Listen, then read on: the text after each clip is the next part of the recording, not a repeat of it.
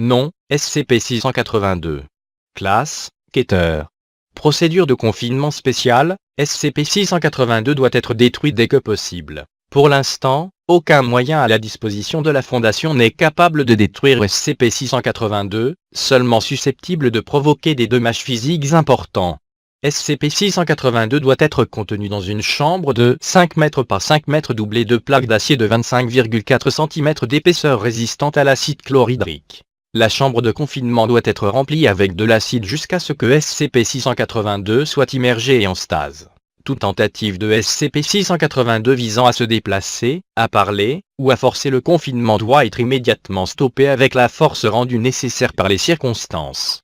Le personnel ne doit pas parler à SCP-682, de peur de provoquer un état de rage.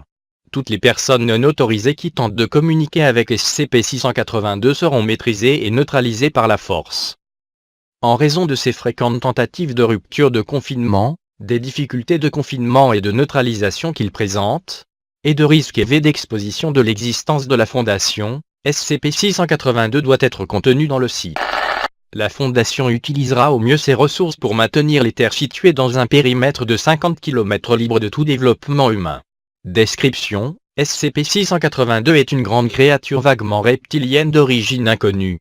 Elle semble être extrêmement intelligente, et a été observée discutant de manière complexe avec SCP-079 au cours de leur bref contact.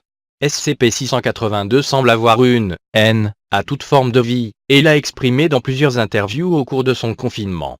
SCP-682 a toujours été observé doté d'une force extrêmement grande, d'une grande vitesse et de bons réflexes, même si les niveaux exacts varient en fonction de son état. Le corps physique de SCP-682 se développe et évolue très rapidement, grandissant ou diminuant tandis qu'il consomme ou rejette de la matière. SCP-682 consomme l'énergie de tout ce qu'il ingère, organique ou non. La digestion semble être facilitée par un ensemble de branchies de filtrage à l'intérieur des narines de SCP-682. Celles-ci sont en mesure d'utiliser les matières exploitables de toute solution liquide, ce qui lui permet de constamment se régénérer à partir de l'acide. Ses capacités de régénération sont énormes, et SCP-682 a été observé en train de se déplacer alors que son corps était détruit ou pourri à 87%. En cas de rupture de confinement, SCP-682 doit être traqué et récupéré en mobilisant toutes les forces d'intervention mobiles disponibles, et aucune équipe de moins de 7 membres n'est autorisée à l'affronter. À ce jour, le nombre de tentatives de violation de confinement s'élève à 17, tandis que les évasions réussies sont au nombre de 6. Fragment de l'enregistrement de l'interview. Now why did you kill those farmers?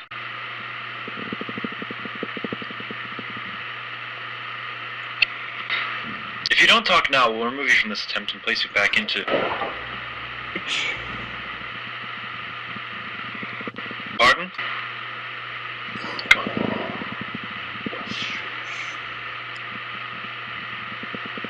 Speak up. Move the mic up closer.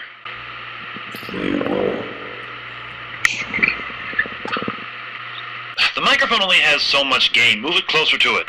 Don't messed up, man. Look at it. He ain't...